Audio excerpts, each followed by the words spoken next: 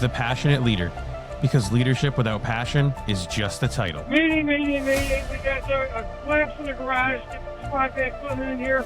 We got an I-beam gone to a firefighter. Get that out, urgent, transmit a second along. This is where titles end and leadership begins.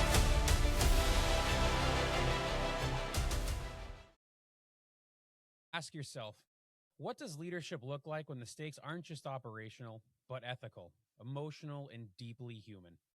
What happens when you're responsible not just for people, but for partners who don't speak your language? Canines in the field, working through chaos, trauma, and the unknown. And most importantly, are you prepared to lead when your own life is falling apart at the same time? Today's guest, Laura Allen, brings a perspective that most in the fire service don't get enough exposure to. With a background spanning in emergency management, emergency medicine, wilderness medicine, and search and rescue operations, Laura operates at the intersection of leadership, ethics, and high-performance canine work. She's a certified professional dog trainer, an EMT, FEMA-trained, and holds an MBA in ethics and leadership. But credentials only tell part of the story. Laura has worked with canines in search and rescue, forensics, and conservation, training both handlers and animals to perform in environments where failure simply isn't an option. She's also a mentor, a leader within canine medical committees, and someone who has had to navigate the brutal reality of loss while still showing up for her team. When her team lost a leader who was both a mentor and a close friend, while she was also dealing with a personal loss, things unraveled. Conflict, stress, and grief collided. And like a lot of us would, she tried to carry it all. Looking back, she'll tell you straight up, she should have stepped away sooner. That lesson hits hard because too many leaders think pushing through is the strength, when in reality, knowing when to step back might actually be the most disciplined move you can make. Outside of operations, Laura founded a charitable organization in memory of her first canine partner, supporting wildlife rehabilitation and conservation. Whether it's sitting by a fire before dawn, hiking with her dogs, or playing the Celtic harp, she built a life grounded in connection, reflection, and purpose. This conversation is about ethical leadership, resilience, mentorship, and the reality that you will learn more from your failures than you will your wins. So before we get into it, ask yourself one last thing. Are you leading with integrity when no one's watching? And do you have the self-awareness to step back before you break? Let's get to it. Welcome to the Passionate Leader, Laura Allen. How are you? I'm well. How are you? Not too bad. I cannot believe I actually read that without stuttering or anything like that. So I'm so pretty good. impressed. So for those in the audience, Laura and I work together for the same community, and we just happen to have some conversations as her office was temporarily relocated into our firehouse, and I've really have taken a kin to Laura's really calm spirit and how she really has the ability to, for lack of a better phrase, guys, I'll tell you flat out, she is an animal whisperer. She has the ability to tame horses, dogs. From a personal perspective, I have seen her be able to take my high-strung puppy and just calm him down without him ever even knowing her. So it's awesome to get you onto the show. And I think what's really exciting is the ability that we can get to talk about some search and rescue stuff that a lot of firefighters and emergency service personnel might not understand how you guys operate on your end, So really, before we go, too into it, if you want, once you kind of, you can introduce yourself with some of the stuff that I may have missed in the introduction, and then walk us through how you got into search and rescue and all of the, heavy hitting stuff that you do in your free time. Sure. Well, not going back too many centuries. I started my professional life actually at the Kennedy School of Government at Harvard, which is where I first encountered the professional concept of leadership. I got involved with the Kennedy School days at the World Economic Forum in Davos, where we did a big program on women in leadership. So it was when I first started thinking about that. I'd always been committed to the idea of living a very intentional and meaningful life. But the idea of leadership outward, that was probably my first exposure to that and some of these very powerful kind of daunting women Yeah. that I Yeah. met. And what women, from a female perspective, and this is probably the case that I've seen in emergency services too, traditionally male dominated, but women are, definitely a part of it now. Um, what women commanded the most respect, and what was it about them that did that? That allowed for the respect from male counterparts and stuff like that. And Yeah. it's where I first came up with watching these women. Um, some women went with the traditional alpha role of, we're doing it this way and this is what I want, da, da, da. But the women who really resonated with everyone were the ones who were just so poised and collected and calm. And they were logical, they were rational, they would hear you out, they could disagree with you, with absolute cleverness and politeness. Yeah. Yeah. And so that was kind of my first exposure. It's what inspired me to pursue that in graduate school, and try to cultivate that in myself. Not that I ever had aspirations of being a CEO or anything like that, but Yeah. I'm just, rules for life. It's a good way to, kind of comb that side of yourself. When I moved to emergency management from the OR, I started doing a lot of FEMA work and a lot more boots on the ground. So the thing that didn't work for me in terms of leadership and academia was it was too intellectual. And I'm a very Okay. boots on the ground kind of person. What can Sure. I actually do with this? These are all nice words and nice ideas. But what can what's the practical application? What does this actually mean? Right. So when I got into clinical work and started doing emergency management, one of the FEMA classes I took, I actually asked them if they ever had any work with dogs or horses doing scent work. I was just curious. Mm. And the man who was teaching the course was like, "Oh yeah, let me put you in touch with Nancy Lyons of New England Canine." Yeah. And I thought, I didn't even have a dog at the time. I thought, I'd love to chat her up about it and maybe volunteer. They're always looking for people to hide for the dogs and do different things. And so, she was very lovely and she called me and we talked for an hour and a half. Really? That's awesome. And she was like, you know what? We're having a training, at Fox Forest in Deering, this weekend. Why don't you come? Why don't you just come and Awesome. see what it's all about? And I'm like, okay. And I went and watched the dogs and what they did, and I was hooked. I was hooked. Absolutely. No experience, no dog, nothing like Yeah. that. Right. Right. But Nancy really opened that door. She's like, nope, I think this is something you need to be a part of. And I think, I see something in you and I want you to start orienting and training. And in about 6 months, we'll look for a puppy. Okay. Okay. Yeah. Excuse me. So, I mean, that's it in a nutshell. I mean, that got a whole ball rolling and you learn all kinds of things. Again, Nancy had those qualities. She was calm. She was solid. Mm. She was someone you wanted to stand next to if everything was hitting the fan.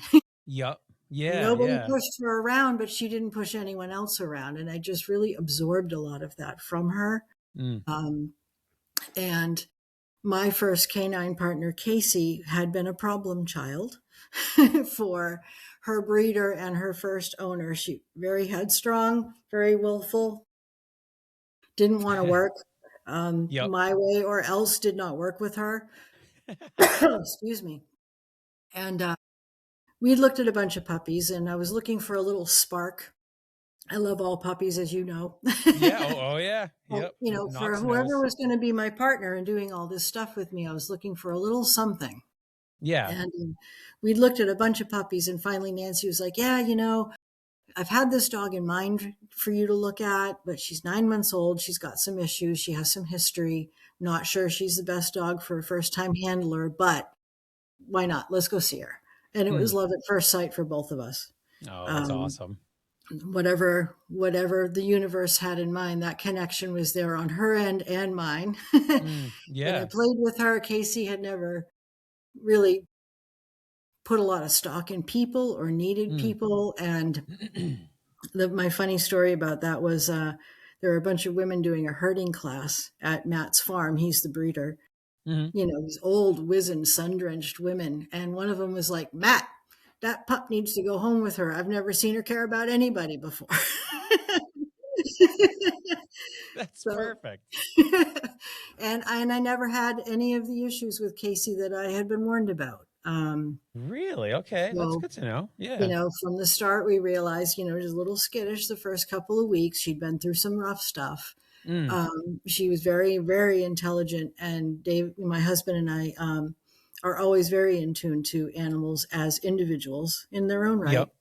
Yep. She picked up on that very quickly, and was a super tight bond from there on in. And she just Yeah. took to the search work, and it was really, really magical. But that really kind of was a non-human aspect of the leadership, Mm. and partnership and equality in our partnership. I told people that I'm her assistant. I'm not running the show here. She is. Yeah, amen. Yep. She tells me where Exactly. we're going and how we're going to grid. So, there's a measure of humility when you work with an animal that intelligent. You have to come to it as, well, you're the one that can smell the stuff, not me. So, Right. Right. I have to listen to you. Yeah. Because if I don't, we're not going to get nothing done, and we're just going to look like a couple of buffoons, right? And she had no patience for handler error. So she was like, well, I'm going this way. You do what you want. Oh my word! Now, how long did you have Casey for to work with? I had Casey for about 11 and a half, almost 12 years. Mm. She passed away of cancer during lockdown while we were in COVID lockdown. So, and that hit hard. I was going to say I surmised that probably was the loss with the mentor and Casey at the same time. I'm guessing is probably how that unfortunately lined up. If I was a guessing man, right? A lot of things happened in a short period of time. Yeah. Yeah. Some heavy losses. I lost my parents. I lost Nancy. Okay. Yep. Boom, boom, boom, boom, recessions, COVID. It was a bad patch, as we call it. Well, yeah. No, I mean, Just, it very when it rains, it challenging. pours.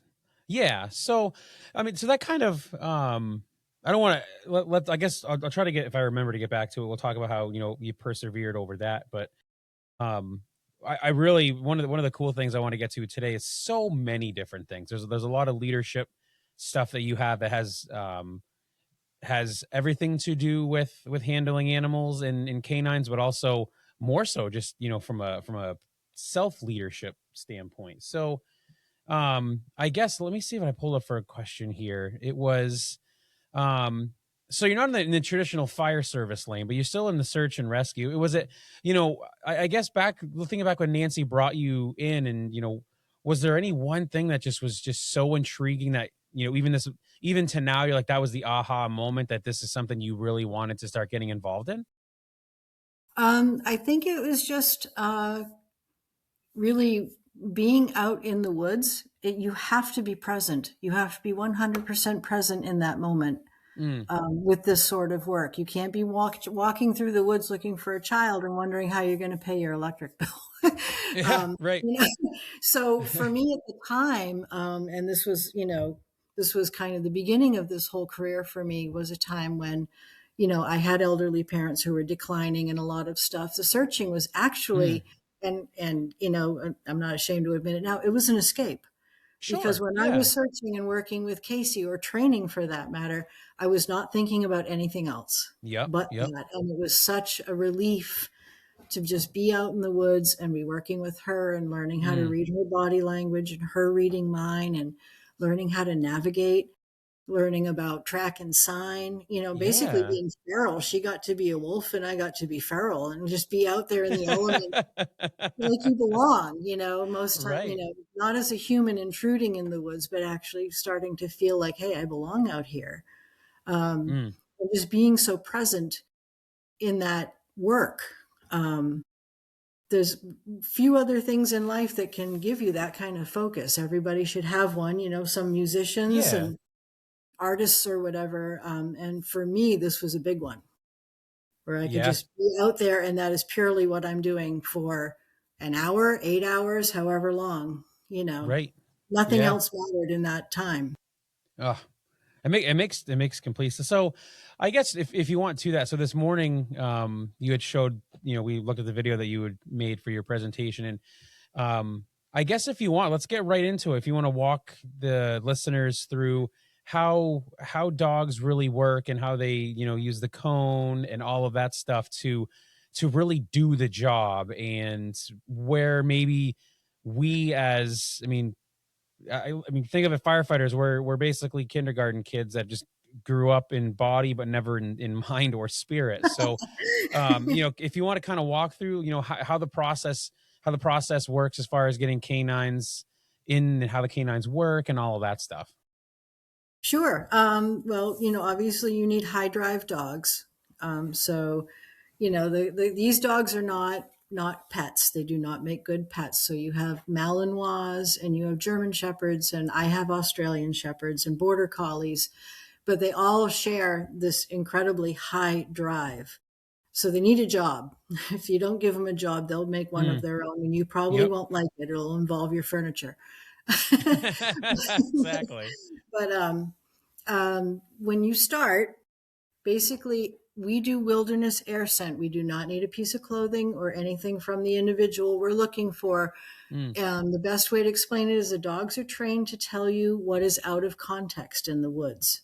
mm, And the way that we do that is when they're little, we start with simple runaways. So when I got Piper and when I got Leafa, you hold them, and someone that they're really fond of, like my husband, would make faces and call them and run away and dart behind a tree, and I would get them all excited and then let them go and say, "Go search."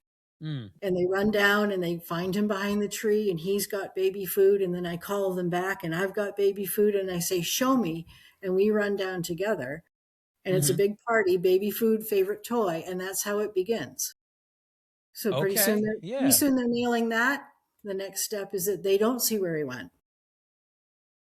They don't Okay. get to see you. So, we take that, remove that, and now they have to start learning how to work air, whether it's Okay. tracking or, Mm, where is he? He's behind that rock. So we eliminate that. And that goes on for however long it takes them to, nail that down. And then it's a double blind. I don't know where he went either. And we just start working in areas. So it has a lot to do with understanding terrain and weather and time of hmm. day and what air currents will do. We go out there with little vials of baby powder, and you have to stop and poof the baby powder and see what the air is doing so that you can be sure that you're either moving the dogs into it or across it, Okay. so that they don't have to double back. If it's behind them, they're going to have to redo that area. So you Mm, always want to work your area that they're heading into the wind or across it so they can get information. that And makes from there, sense. you just make it more and more complicated, longer, tougher, all kinds of terrain, all kinds of weather, all times of day and night, anything that Right. you could possibly encounter. When they master that, you can move on to what we call article. So the Okay. dropped cell phone, the dropped keys, a piece of clothing. So it doesn't have to be a person anymore, but evidence like you saw in the video I showed you today, where it was like a little pacifier on a frog. Yeah. That's relevant. The glasses were relevant. You Yep. start Yep. realizing, like, well, all these things are relevant. Mm, It doesn't belong out here, you know. And then from there, some dogs move on to the forensic, the human remains detection stuff. Mine did. You can move on to water searching, avalanche, but the principle is the same. The scenting principle is the same. And they're incredible in how they can figure something out. Their critical very thinking much so. Yeah. skills are amazing. And Mm, I love watching them every single time, just solving the problem. yeah. We used to mix animal bones and human remains and stuff all together in case he would only tell me about the human in the pile. Really? Okay. We got to that point. That's So, really and that's good. Yeah. important. I mean, you don't want them telling you about every deer carcass in the wood. They have to Oh, understand the right. difference. Conservation is a whole other is a whole other thing. But Mm, for this sort of work, it's whatever's human, whatever's relevant, and anything that you might possibly find on a human being. mm. We found some pretty strange stuff. We found pacemakers and knee replacements and smoldering glass blown beautiful pot pipes. Oh, and, okay. and it gets, Yeah. something I never worked them on, but they understood like, oh, no, no, this shouldn't be out here. I'm going Yeah, to this tell her doesn't about it. belong. Right. And it takes about 2 years. It takes Mm, about 2 years for a dog to certify to be at that level where they're confident and they're, about as close to 100% as you can be. And then you do all the exams and you get certified, and then you get to go out and play with fish and game. that's awesome.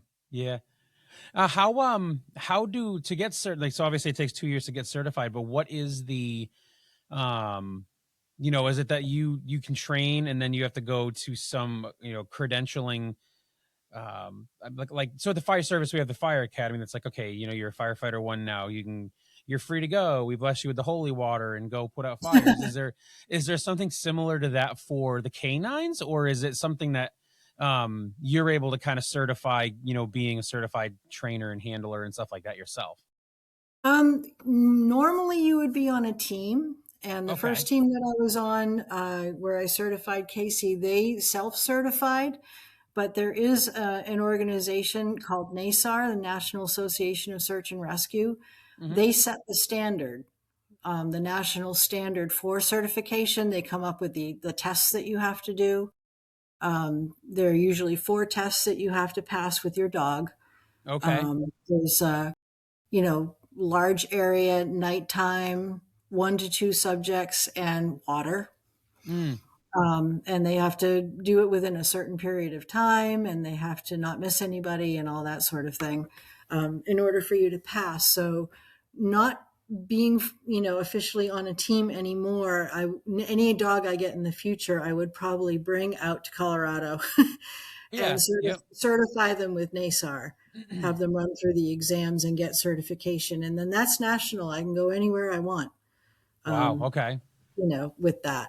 Holy You can moly. also, someday if I'm insane, I might join another team. Be on call 24/7 again. Glutton for punishment. Right. But, so there is a certification process. Being a professional handler certainly, gives you a little bit of weight, but I don't Mm, think it would be considered quite enough to field with, like Vermont State Police or sure. necessarily Fish and Game unless they already knew you and knew that you were for real. We have been at searches where we have a lot of people show up and say, "My husky finds stuff all the time. Can I help?" And No way. we're like, "Nope, no, thank you." Yeah, no, you're gonna make And you could very much so make this worse. Thank you very much, though. yeah, I mean, and it's not being elitist. It's literally like these dogs know exactly what they're Mm, doing. And, and we can't have the more people that are out there, the more contaminated things get and all that sort of thing. So, they do try to, having these national standards is really important. So, that people have really done the work and they're mm. solid, and you're not sending people out into the field where, time is of the essence. And, firefighters would certainly understand that. Your decision making process out there is critical. Yeah, so that it's a great segue into one of the questions I had was, um, where in the fire service are we? Do we have you seen the most where it's like that's like a popular misnomer or stuff like that? Because I mean I know for you specifically there the canines are trained rather for the what's not in that this is out of the norm. And I have always been taught, or of the thought process just from years of being in, that if we search for long enough we could taint the search area and throw off the dogs. Is that in fact the truth, or is that more a misconception? Um, it has merit. It's a possibility. The best dogs aren't going to be thrown by that. The most experienced dogs understand that whatever they're looking for is different from who's out there pounding around and calling someone's name, and stuff like that. One of the things that I was in on that illustrates, kind of blew the things being out of place, literally out of the water, was we worked Vermont in the wake of Hurricane Irene. Hmm. And the debris piles that we were working were unreal. telephone poles, refrigerators, cows, cars. So talk about things being out of place. Everything went My into gosh, yeah. everything went into the Connecticut River and then just stopped, Right. So I mean, and we weren't sure, that was the first major disaster I had worked with Casey. And I Yeah. wasn't sure how she was going to react because I'm like, there's all kinds of stuff out here. And how is she going to know? Right. All the dogs hit on the person we were looking for at the same time from different directions. It was wild. That's Um, so there incredibly was a awesome. deadfall that piled up around a bend in the river, and this unfortunate soul was in there. And they ignored everything except that scent and followed it and followed it and followed it and then nailed it. Really? Oh, wow. Um, Okay. so they really learn over time. Yeah, I know there's barbed wire and that's a cow leg and Yeah. that's someone's refrigerator. And I mean, it was Yeah. crazy. You can't imagine. But none of it was relevant. That's not what they were looking for, and they knew it. Yeah. So I've heard, I know, I can't, I don't want to cite a reference because I'm just going off of, short-term memory loss issues, but, back on 9/11 with some of the search and rescue dogs they had working the pile, that a Hmm. lot of the dogs started to kind of not necessarily lose their touch, but the impression I was getting was that they kept the dogs were trained to find, um, alive humans, not ones that had succumbed to their injuries and stuff. And they found so many that did not survive that some of the dogs actually had some regression. Is that Have you ever seen that, or know of something to that nature and stuff? I haven't seen that. We work our dogs on live and human remains, so to Okay. them, Yep. the find is the find is the find. It doesn't really Mm, emotion doesn't really weigh into it. I did have teammates who were at 9/11. They yep. they responded, and they ended up calling the dogs off because the stuff that they were bringing over to Staten Island for processing, and we were trying to use the dogs on that material Yeah. to try to identify people. The dogs were alerting everywhere because sadly, most of these people had been Yeah. turned into ash and the scent was everywhere and the dogs did not Okay. know what to do. They didn't know what to do. It was everywhere. They were alerting everywhere. They didn't know what to do. And it was Mm, very stressful. yeah. They may Yeah. have produced a pair of glasses or a shoe out of it, but in the end, it wasn't worth it. Yeah. Yeah. Because literally people were everywhere as far as the scent was concerned. And so they were going crazy trying to tell you where. Mm, And we find that with some of the criminal stuff that I've worked, same thing where they're alerting on the grave dirt where the body was. If the body got moved, yeah. it's kind of hard for them to not understand. They're like, no, but the scent is all right here, but it's all dirt. It's just dirt. Yeah. Something So, weird happened here, but there's nothing to show me that something right. weird happened here. I think it's really neat. I mean, it's the talks that we're able to have. I wish the listeners could hear half the stuff that we talk about because there's just so much. Um, because again, it's the how a canine can understand that this doesn't belong here, and it's just that's how their DNA in their internal coding works. It's just this is an out of place scent, and to know it gives me a little bit of I don't want to say happiness, but just to know that maybe because I think sometimes what I've seen locally is we'll throw crews in the woods searching for, say, not a runaway, but a stray away, I should say, a younger child that just kind of you know skips out of their area, and then all of a sudden they're in the woods, and we're looking, or even an adult for that matter, and we've been, we go and we try to find what we can, with what light we have left. And then all of a sudden it's like, oh, we should have called the canines. And a lot of times people are like, well, we can't anymore because we just, tainted the search fields. It's kind of nice to know that, the dogs can still have the ability to read, okay, that may likely have been somebody else's scent that's not associated with the person we're looking for and stuff like that. I think that the forensics was really awesome because being able to see a canine find a lens, not even the glasses came after, but the video this morning of watching watching them find the lens alone, and it's not even like it was sitting on top of a stump. It was definitely, there was some earth above it, whether it be, leaves or, some duff. But it's so cool to see how um a four-legged animal can completely own the woods and make, we have all this technology to at our hands, and we're still able to use something that's been around for centuries. So it's Sure. just I so mean, cool. you just can't replicate a dog's nose. I mean, Yeah. they're, 100,000 times more powerful than ours. And, Mm. and the thing with, from a training perspective with these dogs in particular is most domestic dogs, in terms of wolves, if you're thinking about wolf packs and, the sophistication of wolves and their environment, most domestic dogs stay eternally puppies. Yeah. We feed them, we take care of them, we keep them safe. When you take a working dog and turn them into a working dog, you're actually bringing them closer to an adolescent or a year-old wolf, and you're Mm. bringing that instinct out.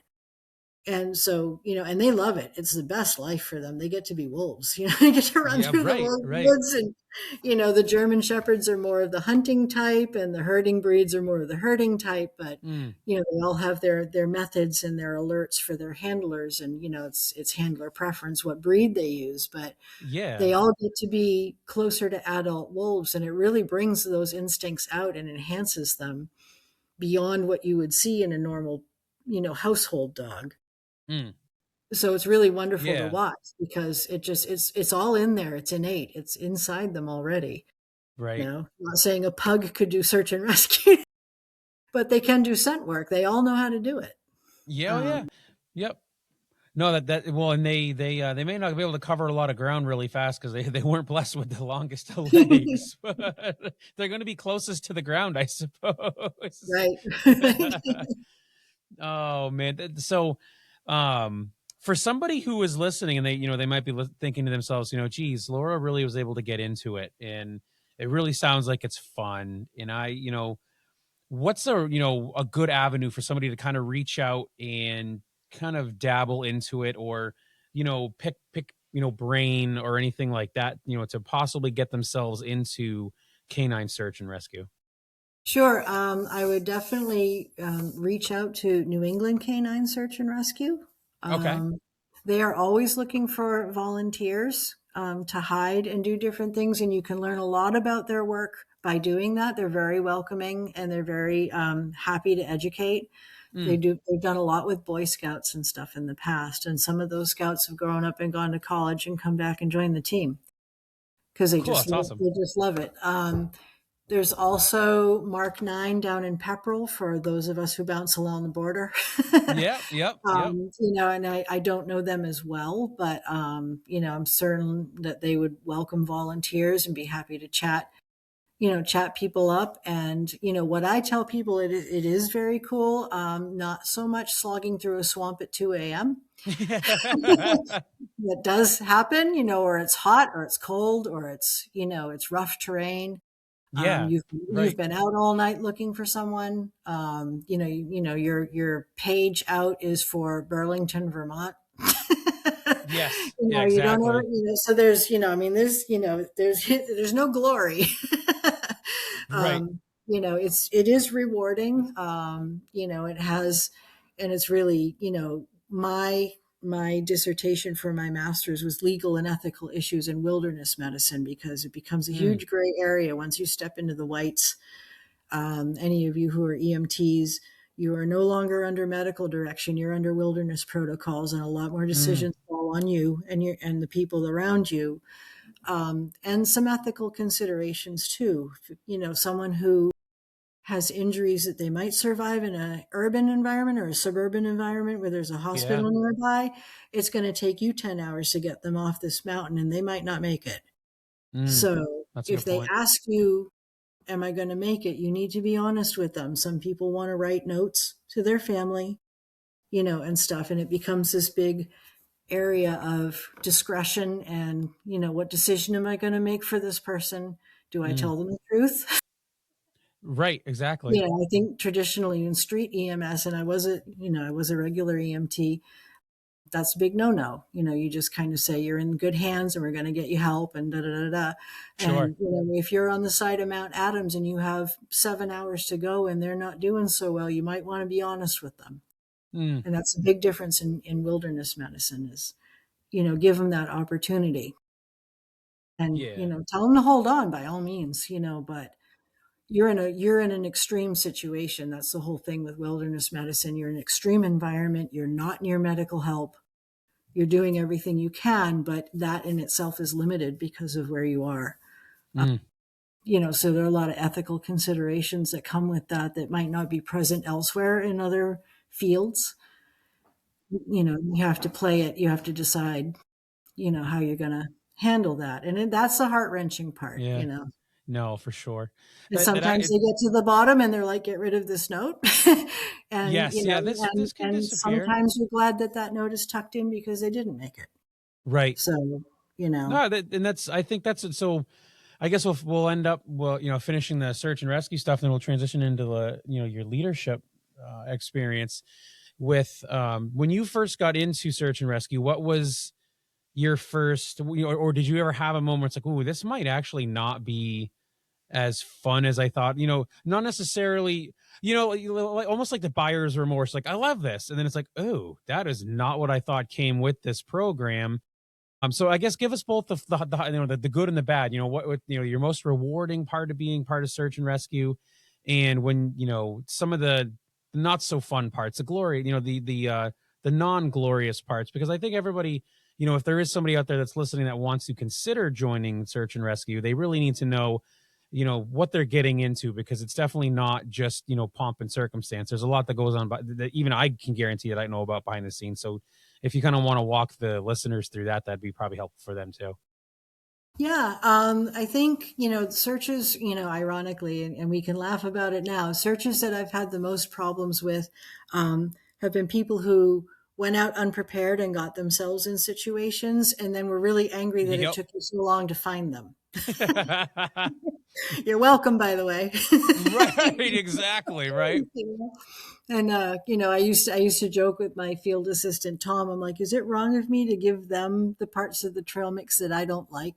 Because really not being very grateful. So I think I'm going to give them these nasty dried out dates and things. Yeah, exactly. Or some of the searches that turned out not to be what you thought, and the person is armed or aggressive, and there's there's a strange line between us being civilians and us being para-law enforcement under like New Hampshire Fish and Game when we are fielded with them. Yep. But we are not in a position where we can deal with someone who's armed and potentially dangerous to themselves or us. Some of that, people get taken a little bit aback, like I didn't sign up for that. Sure. Oh yeah. Oh, I thought I was rescuing people, and there's this guy having a mental health issue waving a 357 around, and it's not. Whoa. Yeah, this isn't what I'm here for. I think that kind of catches you a little bit in how serious or how quickly things can turn.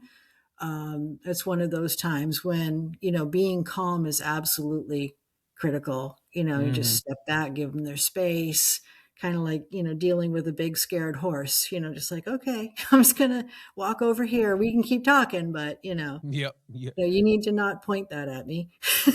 Yeah, I would really appreciate that. Not pointed at anybody right now, thank you. You're right. And things like that. I've seen team members not know how they were going to react to the deceased until they actually get up there, and that has done it for some of them. They were not ready for that, and it hit them in a way that you don't know until you're in it. You can't.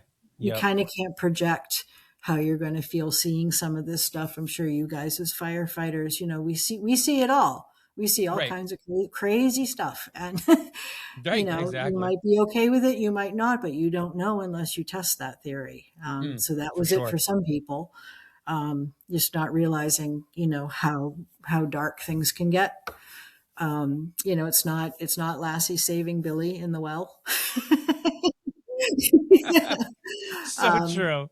and some of it's absolutely hilarious, Mm. and it really runs the gamut. You don't know what you're going to get. One of my Yeah. favorites is driving, and this family, the phone died. They didn't have headlamps. They're up against a tree. It's pitch black out. They're crying. They're calling 911. They drove and drove and drove and drove, pulled into the parking lot. And of course, Tom was there, my field assistant. We all pulled in and got out of the car. And Tom's like, "Is that them?" And they My were like, gosh. 100 feet from the parking lot, but they couldn't see and they just stopped and they thought they were so lost. Yeah. Right. you Like, know. oh man, the forest is closing in. No, that's actually your car getting closer to you. And they were so embarrassed and we were teasing them, we're like, the dogs are cranked. So we're going to put you back out there Yeah, and let the go like dogs work 100 you yards that way and so hide that we again can for go us, home. please. For real. Yeah. Stuff like that. I mean, it's just, but, I think what bothers me the most are the unprepared people because, Mm, there have been some very intense searches in the whites, particularly in the wintertime, where I have colleagues and friends that are literally risking their lives for yeah. someone who should not be out there in the first place. Mm-hmm. Um, I think that could be probably the hardest part, at least for me. These people do this because they want to do something meaningful with their lives, and this resonates with all of us. And of course, we will respond. But we have lost people, and Yes. they Yep. didn't need to be lost, and like that. And so that's I mean, law enforcement and firefighters, you Mm. guys probably feel the same way. You understand Well, it that can be concept. tiring. This Yeah, did not because need to be happening. because it creates the oh my gosh, I can't remember like this the sympathy fatigue where it's just you're so tired of having to feel bad for people who really could have done, just a simple, maybe leave the flip-flops in the car and wear even a decent pair of tennis shoes would have been better than what you're wearing. Because we don't hike ourselves a lot. I know for a fact that once Knox gets older, we're definitely going to be woods bound to kind of let him be active as much as he needs to. And it's the do a little bit of research. Like you see people in the woods now. Like when we'll go up to the Kank every so often and we'll hit the where the waterfalls are, and you just watch people. It's like, Mhm. man, they're walking in boat shoes or no Yeah. shoes, and I'm like, you just never know because it all it takes is you're going to hang out on the rocks, but it's like, oh, this is really pretty. Let's venture for a second, and you're like, 20 minutes later turns into 3 hours, and now you've completely lost where you are, and you're in swim trunks, a or a tank top, and maybe flip flops if you're lucky. And it's like, dude, just pack the right stuff. A little bit of, I mean, common sense isn't as common as it needs to be, and it's in very short supply in some particular instances. But I mean, I think it's super fun. So one of the questions actually that I just thought of when you were talking about when you went up and the dogs were all jazzed up. I mean, do they know when you guys are going for a long ride that it's game time type thing where Yep. it's we're gonna go, like, and is it a matter of you hyping them up on the way, or can they just get that vibe knowing, okay, this is weird? I mean, I suppose at 2 o'clock in the morning, okay, get up, we got to go do something. What is it that naturally just kind of gets them the energy to do in work and all that stuff?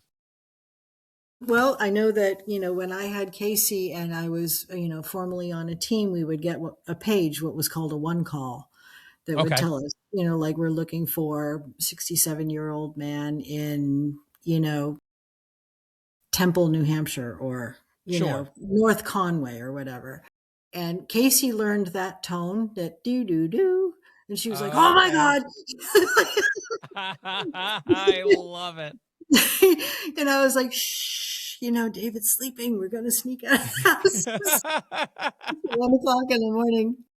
I got to drive to North Conway. And then she'd be really chill all the way up. She Oh would no, just be it's like, yeah. you could tell that she was just kind of prepping, Yeah. in the front seat looking out the window. But then, of course, we all get there and they know the dogs know their canine teammates and everybody else on Yeah. the team, and fishing game is there, and, ambulances and whatever, and they know it's game time and they're completely revved, Mm. very, very, very Yeah. revved up to go. Yeah, the adrenaline re-spikes for sure, right? Right. That now, to that, on the first responder side, what is something So for you in the search and rescue realm with the canines and stuff, what is something that us as first responders should stop doing, and maybe something we should start doing to make your lives, a little bit easier, for future search and rescues and stuff, going along those lines? Well, I don't know. I mean, the fire department, if you're being asked to go out and, and look for somebody, for example, what you guys would be super helpful with is just running the trails, Mm, um, staying on the trails and doing okay. big Yep. loops of the trails. The odds are, if that person was on a trail, you would have found them by now. But the dogs work all the spaces in between because that's where Hmm. you do the air scenting. And if someone's lost, generally they're not on a trail. They're no That's a longer really on good a point. trail. Yep. So the odds are that they thought they would take a shortcut, or they got lost, or they're sundowning or whatever. Yeah. And if they were on a trail, you would have found them really fast. So we have the ground pounders and what we call trail runners literally do the trail systems out there, because if they're just wandering along, they're going to be found pretty quick. And if you're not finding them, then they're somewhere Mm, in between, and that's where the dogs are going to go. okay. So there's Yep. I no like it. need. There's no need for if you're going to call up the dogs. There's no need for you guys to be bushwhacking Oh yeah, for sure. or doing the swamps and stuff, because that's what they're going to do. Mm, Um, all the spaces in between. And I think a lot of people don't realize that. The other thing would be keep the family out of there.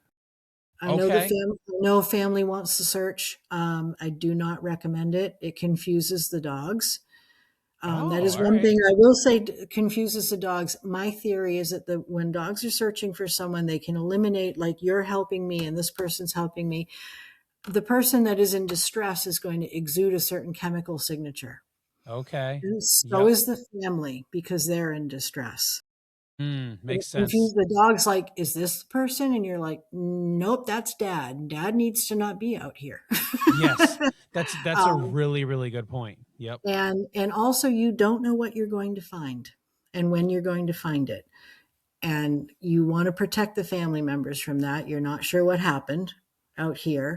You Yeah. can't guarantee that you're going to find the 2-year-old or the teen or the 30-year-old alive.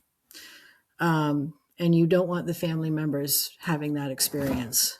Yes. We have a Yep. very covert way of calling that in, and we call it a black tag. And we always Okay. make sure that whoever's at base to take that call, fishing game or whoever, that they are clear to copy, which means step away from the family, Okay. Yep. That makes sense. I'm following you. so Yeah. that they don't hear that. We also stay in the woods until someone has come in to take care of the scene and take over the scene, and the family's been notified. Mm. Um, because we have come out of the woods before, and the family's like, why are they coming out? Why did they find them? Why are they coming out? Why are you going in? Why is the Okay. medical examiner here? That checks. You need to Yes. let them know what's going on first, and then we can come out, and they're not really allowed near us. Sometimes they react in different ways. Mm. Sometimes they're grateful. Sometimes they're angry with us. They think if we found them sooner, that sort of thing. And you want to avoid all that. It's a really horrific moment for them, Mm. and how that gets handled. So it's very, in my experience, it has been very detrimental to have family pounding in the woods with everybody else for a multitude of reasons. So Yeah. Yeah. sometimes maybe fire or police or EMS can referee that, That's a good point. where Yeah. we're staging. That's really helpful. Um, Mm. and just let us go in and do our job. Yeah. I mean, and ultimately, at that point, they've called for help anyway. So let the help. Right. It seems like Right. it's I pretty mean, common sense. yeah. I mean, when I worked in the ER, if we were working a trauma or a code, family can't be in there. Yes. Good They point. cannot be in there. We got to move around this person and do things fast, and can't do that if you're hugging them and freaking out on me. I mean, it Yeah. just Yeah. sounds cold, but if you want to, give them the best chance, and you need to step out of the way and let us do what we do, like you guys. You wouldn't allow somebody to keep throwing buckets of water on their house that was on fire. You step in and you do what you do. Yeah, exactly. which No, is dude, more for real. effective, and Yes. people don't get hurt that way. Mm. Yeah, man, look at that. I'm almost an hour into it. We haven't even touched the leadership side, which I knew we were going to, because we've had the listeners are at a very deep disadvantage because you and I have good conversations almost daily about this stuff. I guess for the last few minutes we'll kind of go over some leadership stuff. Uh, a master's in my god, in ethics and leadership. What sort of drove you to want to get a master's in that, and how are you able to kind of use that in your search and rescue, even in your personal life? Because I read your recent blog, and the looking in the retrospect of self-inflection, looking into how am I being the best leader of myself, and how is that portrayed in the future. So let's kind of talk into where your passion for leadership came from, and take that route for a little bit. Sure. I've always, I think, as I said earlier, I've always been invested in wanting my life to have meaning. The Mm. kind of job in a cubicle isn't for me, just, Yeah. going out there and engaging and doing some really cool stuff, which is something I got from my father. Yes. Yep. He was just engaged and curious about everything, and he was a delight to be around. Mm. Um, Everything fascinated him and was wonderful and wondrous and, magical. And he was a scientist. Like, Yeah, yeah, that's he awesome. never lost that wonder. And, um, I think one of the things that made me start taking more of a leadership stance is, towards the end of my career, when I was at Harvard, my parents' health was failing. At Mm. the same time, I had older parents, and I decided to take a sabbatical. I decided to get my first clinical license in order to take care of them better. Mm. And a lot of leadership stuff started to surface just in advocacy for them Okay, sure. in the system, and what was best care for them, and what was the most ethical thing for them.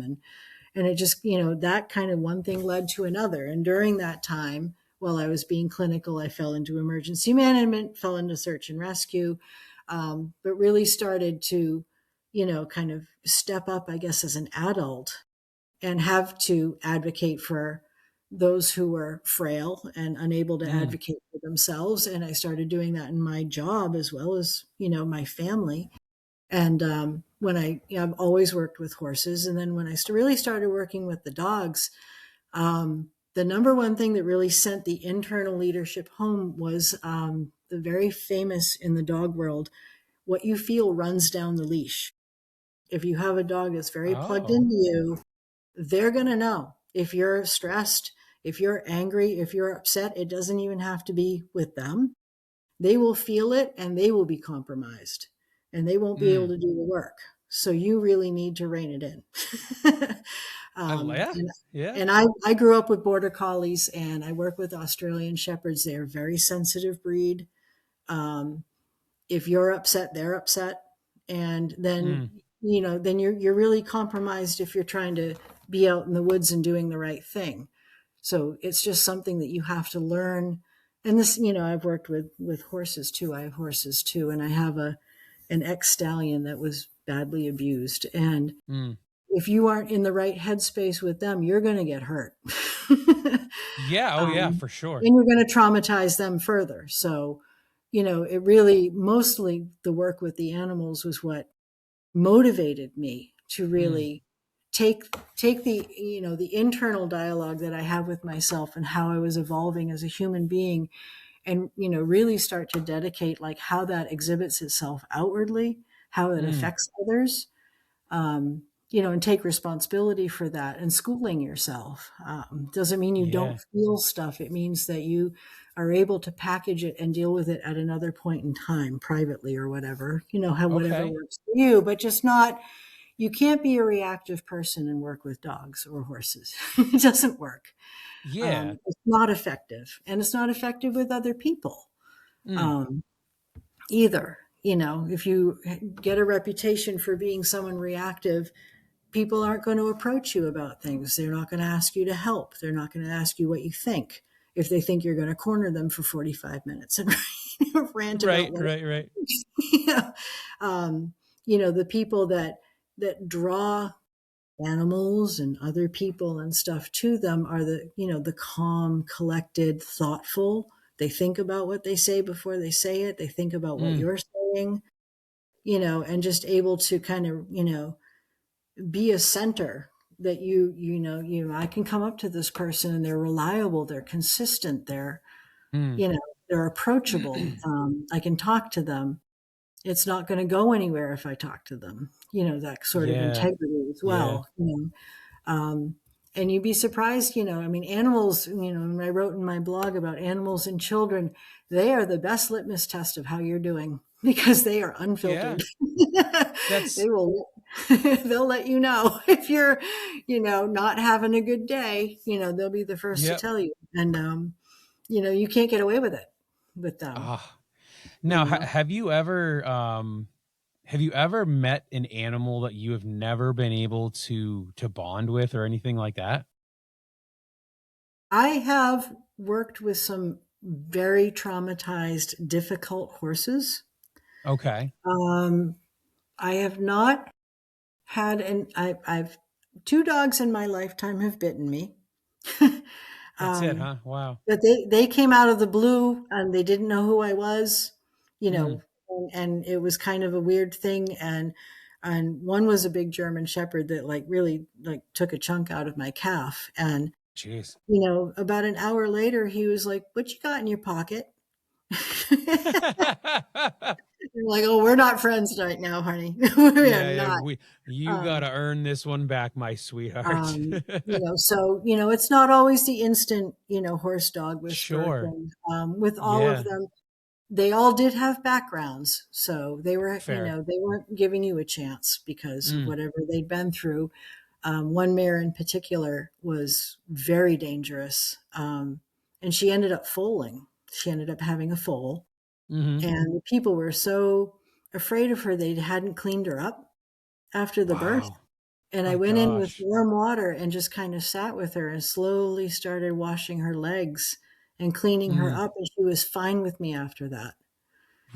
Man, Um, I yeah, it's and so the neat. woman who owned her is like, "You're gonna get your face kicked in," and I'm like, "You can't leave her like this. This is gross. I Yeah. mean, there's flies all over her. It's horrible. She's gonna get an infection. So I'll take my Mm. chances."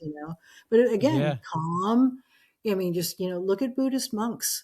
you know, I mean, Yes, it's just, exactly. Yeah. I mean, just, that's a big inspiration. I studied with a neighbor friend when I was in high school.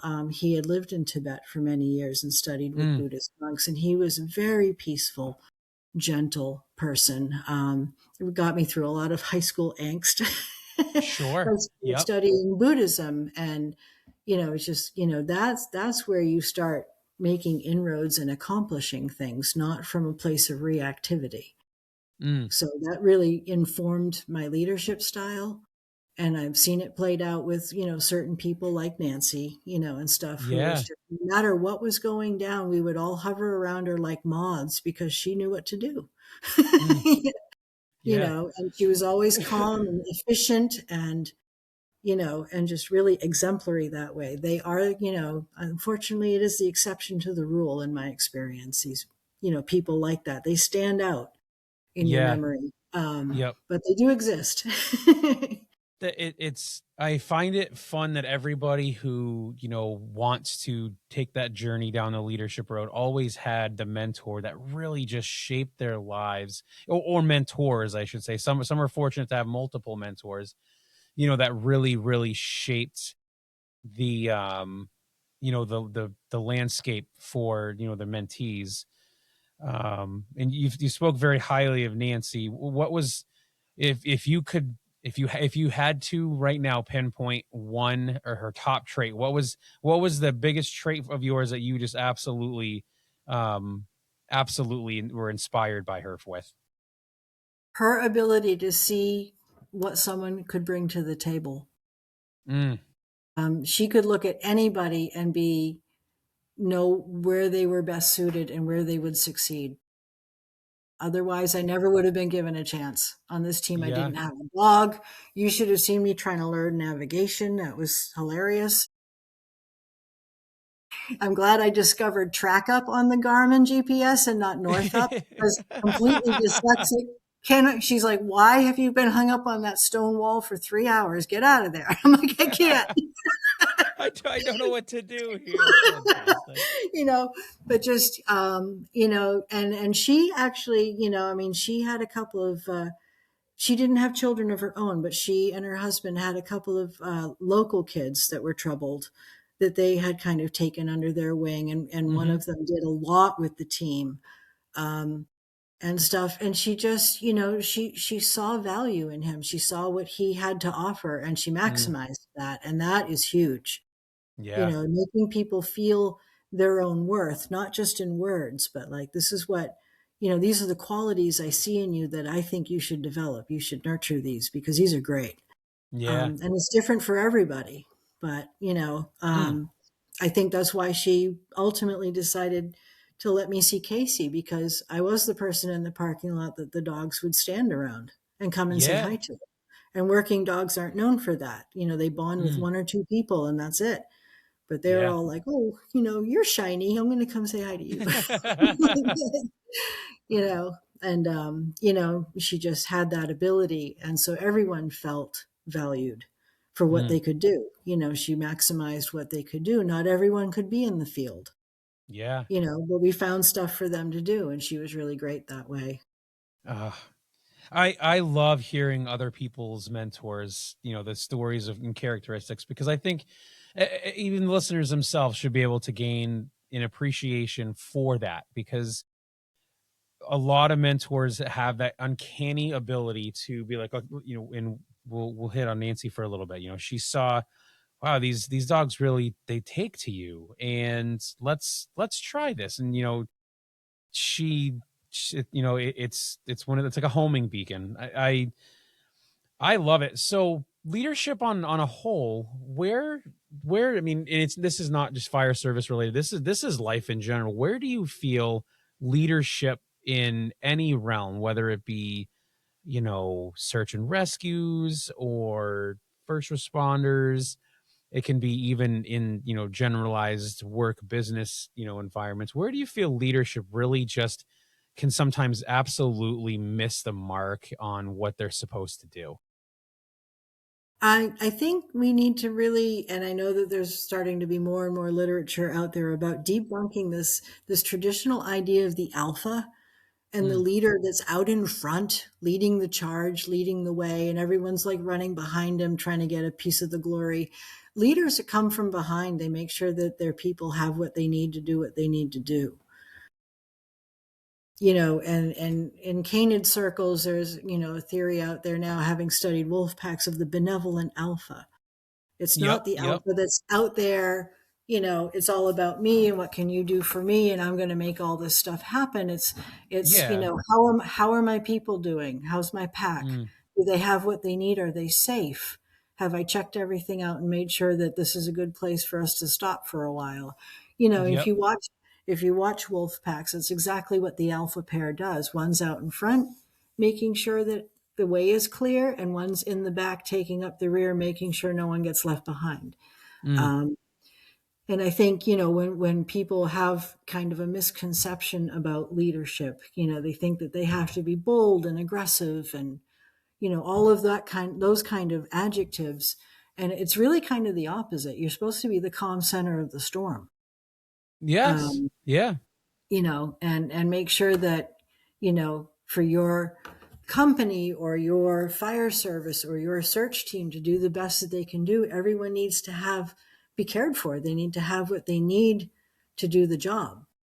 Mm. You should be, and I know, we can't escape politics and Sure, in sure. the workplace and stuff like that. But, that really needs to be, swept aside as irrelevant. That's just, Mm. that's wasted motion, and it impacts, Yes. the mission of things negatively. I feel Mm. very strongly about that. And, under Nancy's guidance, that never happened. I, When she was gone, A lot of Right. things, sadly, a lot of things imploded. And I know that a lot of people were grieving, but there to this day, and that was quite a while ago now, there are still a lot of hurt feelings. Mm, Stuff that didn't need to happen the way it did. yeah. But then that vacuum that she left, there was no one like her to fill it. Right. And so, likewise, and again, the analogy of wolves, if you kill the alpha pair in a pack, the pack disintegrates. They can't stay together. They don't. The pack fails. So, it's the same sort of thing. You take away that core Mm. and no one to fill the space, you've got a problem. Oh yeah, no, without a doubt. Um, I think, man, this has been a very, very quick hour, if I have to say the least. Um, I read your blog and I had some notes on that, and of course I was late getting back from the vet, so I don't have them with me. But if you want, I know you had so cited and quoted some stuff from a book, and I think that there's definitely a lot of benefit from the book. If you want to kind of run through, what the meaning behind, because if as long as you're cool with it, I'd like to put it in the show notes. That way, people can kind of go in and read your blog, maybe get in, tied into, your regular, blogs and stuff like that. So, once if you're comfortable, want to walk through the blog, everything like that, and what the inspiration was behind writing it and everything. Okay. This particular blog, I've been thinking a lot lately over the course of the winter about how we're all kind of being challenged socially and otherwise right now. Really, is leadership just a fancy word? Do you take it to heart? Again, what's the practical application of it? In Mm. daily life, in your Yep. internal life, in your external life, and it can be as big as, as going out and supporting something huge, like preserving the Arctic refuge or whatever. It can be as simple as holding the door for somebody Yeah. at the supermarket, making sure Right. that, Right. or reaching that jar of mayonnaise down for the little tiny elderly person at the supermarket. I mean, Yeah. there's all Exactly. kinds of forms of leadership. And, so it really was re-looking at that and looking at, I think the book you're talking about is the one I told you about, Deep Survival by Lawrence Yes. Gonzalez. Yep. So this is a really fascinating book about neurocognition and what kind of people survive extreme circumstances and who doesn't. Mm. And, so the guy that, is out in Utah and gets his hand pinned under a rock and ends up having to cut it off, Yeah. surviving, or the shark attack victim, or the ship, the person adrift at sea for 3 months or whatever, and other examples of people who technically had the skills, but not the psychology to survive. Navy SEALs that have perished when they didn't need to, because they kind of fell back too hard on their skills and didn't have, I don't, I don't know if humility is the right word, but, Sure. Sure. couldn't accept the circumstances that they were in. So the That's a most word I'd give it. Yeah. adaptable, the most people, the people that had the most success were the ones that just adapted. Didn't Mm. freak out. They didn't want to be home. They didn't rail against, what had happened. They accepted what was going on and started sitting back and thinking, what do I need to do? What do I do about Yeah. this? Right. You rig a tarp and catch rainwater so that you can drink while you're out on the ocean. You find a way to catch fish, or, you find a way to, tourniquet your hand and get yourself out of there. Mm. Very adaptable, very, and they all talk about how they hit this weird purity of calm, and everything was just so simple. It was all about survival, and it just stripped everything away except that. And that simplicity, they actually almost found kind of transcendent and peaceful. Mm. It was a very interesting book in that way. And I think what you're referencing in my blog was that he talks about when you're in a survival situation, your brain gets hijacked by your cortex, your primitive brain, and you can only focus on one or two things at a time. Mm. So imagine people in a chronic stress situation, Mm-hmm. continually trying to multitask during the day and failing, Right. Exactly. because of that tunnel vision. So really, it doesn't serve any purpose to have undue stress in an environment, especially chronic stress. And when our jobs are already unusually stressful, fire and EMS and stuff, you see kind of the really dark, harder sides of life. Um, that's I think that's even more important. And we're also not the kind of people to give ourselves the breaks that we need from it. Mm, right. We always want to be there. We always want to respond. We always want to, and sometimes you can't, sometimes you shouldn't. Mm, I got to a point where I had to step away for a while because I had one moment in the woods where I couldn't decide. This was after my parents had passed. They passed close hmm together. Um, I couldn't decide left or right. My, Okay. my brain just locked up.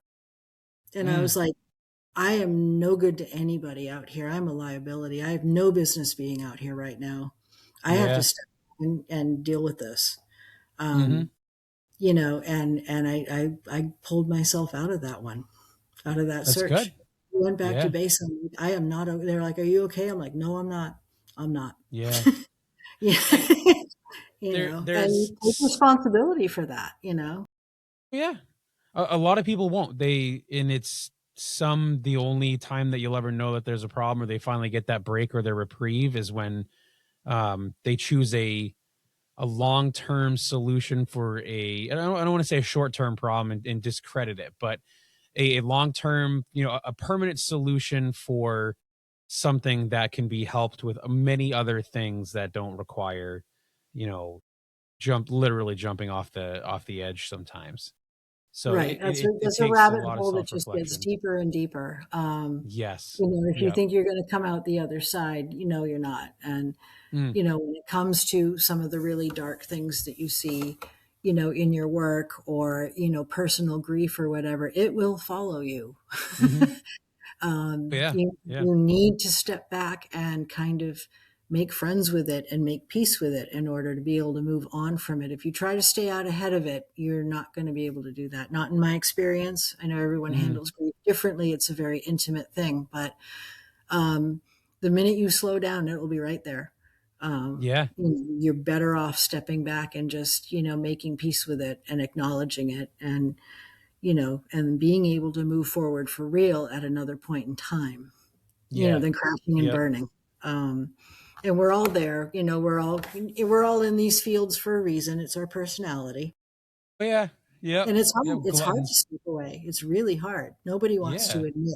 admit that they can't go any further, but I think it's critical that people Mm. understand that, and I'm not sure if they even do critical stress debriefs anymore, but We do. you Yes. could, Yeah, for sure. Yep. but and we've done them too for particularly difficult things that we've worked, and mixed bag of reactions from people, very strong. Most people Yeah. don't want it. They don't want it. They don't want to talk about it. They don't want to talk about it in a room full of people. Um, Right. some people can't stop talking. Yeah, right, um, exactly. but maybe not the best way in my experience to deal with that is to put everyone in a room and try to make them talk about stuff if they're Sure. not ready to. But and then what's left to you though? You need to make sure your people are okay, and you're up Mm. against a bunch of people who are gonna be like, "I'm fine," Yeah. and I'm guilty I'm of that too. yes. you Yep. know, but There's the self-care isn't just a new age term. It is really important. mm. And then what did without diving deep into what might be too intimate of questions and stuff, what did self-care look like for you and helped you bounce back and get back into what you're really passionate about?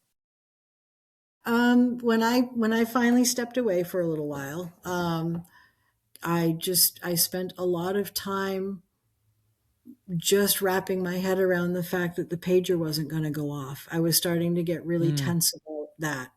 okay. Yeah. And getting to the end of the night and it hadn't, okay, so it didn't go off tonight and I didn't have to make a choice. Mm. But now I've been up all night waiting for it to go off. I mean, those Right. are the signs, those are the signs. So Yep. I spent a lot of time, really just sitting still, sitting by the fire pit, in my backyard, and just sitting still and just, telling myself like a mantra over and over again, you don't have to go anywhere. You can stay right Yes. here. You can take the dogs for a walk. You can tune your harp and spend some time in the music room. And it was a lot of really gentle, you know, Mm, getting rid of those tapes in my head, and trying to like defuse and de-escalate, yeah. this buildup that I had had of, what if the phone rings? You know, Sure. Yeah. it's Yeah. not going to. It's not going to. It's not going to ring. It's not going to be the emergency room about your parents. It's not going to be a call Yep. out. It's not going to be anything. It's like, Yep. and it Yep. took a while. Um, and you work through all kinds of things, about, am I closing a door on Mm, myself that I don't want to be, and this and that. But at the end of the day, I just, really started immersing myself in my music and my art, and still getting out with the dogs and doing stuff with them. And I kind of got yeah. into, that's how I got into the conservation work. I'm like, I can't really, bring myself to find bodies right now, but marbled salamanders, yes, I would do that. Yeah. Love Yeah. Yeah. salamanders. So I That's so started, cool. my youngest dog Leafa, she does some conservation work as well. So we were still getting out there and keeping up our skills, but in a completely different context. Mm. Looking for bobcat sign and fisher cat Oh, it's sign and so endangered cool. species and stuff. So it was a good way to kind of stay in it tangentially, Yeah. but not with all the darkness and the pressure and the Yeah. associations, you know. Well, there's a lot of sadness behind it, and I forget what the exact numbers are, but they say the average human. So we will be real and say that we are not average humans, but the average human only experiences, I believe it's like 4 to 10 or so at the most traumatic experiences in their entire lives. And first responders, people like yourself through search and rescue, the ER, right? I mean, your whole shift is full of traumatic, whether it be a really good friend of mine likes to use the phrase because he sort of internalizes it by feeling that it's more of a transaction with, it's not a call. He sort of transactionalizes things. But when we're, really looking at this from a realistic realm, it's you're still seeing trauma. You're seeing somebody, experiencing the most, the worst day of their lives, so to speak, or, whatever the case is. They say that people in the first responder world, or those that, in the service world, I guess is probably the better way to explain it. We can see up to 400 to 500 traumatic experiences throughout our entire lives. So we have exponentially and inadvertently, exposed ourselves to, and it's definitely like you said. I mean, it can be for me, I would be in the same boat as you, as if you kept getting called up to the whites all the time. And it's some, an individual that really just wasn't ready. It's like, dude, this was totally avoidable. This was, having to make death notifications to your wife and kids was totally avoidable if you just maybe would have packed the right stuff or had the right footwear on. And I say this guilty as a guy who drove, again, the Kank and went to, I think it's Sabaday Falls. It's on the North Conway side because it's a very short walk to the falls and they're beautiful, blah, blah, blah. But again, I any moment in time, I am due for a good ankle roll because it's been a little bit. So knock on wood, I haven't had one in a while, but I was in freaking tennis shoes. I'm just wearing, cheap or not cheap. I mean, like, just your regular athletic tennis shoes type thing. So I'm not wearing the right footwear. I don't have proper ankle support. I do not have a backpack with basic first aid stuff. And I say this as a first responder by trade, so I'm really not setting myself up for success. So I'd 100% be the same way because I'm that hypocrite that'd be like, yeah, this jackass should have known better, and I am also that jackass. So it makes yeah. I I'd have like yeah. pre I have pre-search stories that I didn't tell Nancy for like the first 2 years I was on the team. I'm like, so we know each other now, and I feel like I can tell you I got lost in a cave system in upstate New York once and had to get No rescued. way. Yeah, and it And my first trip up Mount Washington, I was wearing jeans and Converse sneakers. way. You Yeah. know, See, I it's was 17. I did it, but right, right. but we can make fun of these people because we were there once too. Yeah, Now we live 100%. with it. No, that's awesome. Well, listen, I thank you so much for one changing our time because we had the vet meeting tonight, plowing through a small tech issue and everything like that.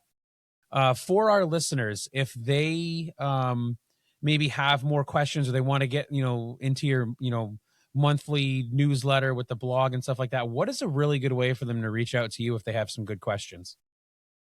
If they want to email me, they can at the North Star Working Canine at gmail.com Perfect. email that you have. Yep. I'm working on. It's currently under construction, but I'm updating my page about the dogs and all that Mm. off of my other website for my charitable organization.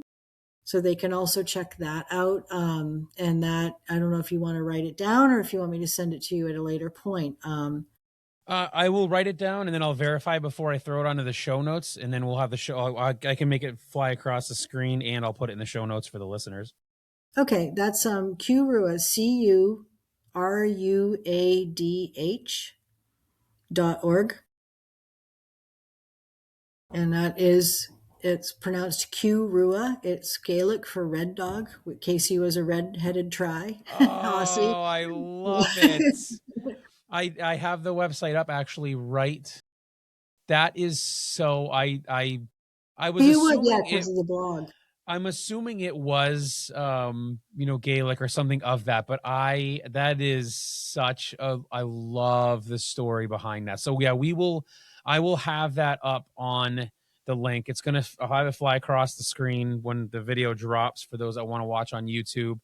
Um and guys, go out, subscribe and read. Laura is um so down to earth and is honestly such a wealth of knowledge, and really has taught me some really really fun things that in the leadership and search and rescue worlds, and really just in retrospect of being a good person. And so I thank you so much again for your time. I can't be any more appreciative of the time commitment that you were able to Sure. give to us today. Thank you. This was super fun, and Yeah. always happy to go on and on and on about Oh dogs. yeah. Yeah.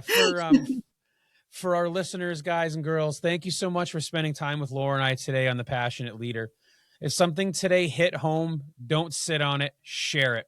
Follow The Passionate Leader across all platforms and pull up a chair every Sunday night at 8 p.m. Eastern on TikTok Live, where real leadership meets the kitchen table and real talk drives real change. If you want deeper conversations and first access to exclusive offers, join us on Patreon and step into the inner circle. Be the kind of leader someone else is looking for, and no matter what comes your way, remember this: lead with passion, serve with humility, and leave no room for bottom feeders.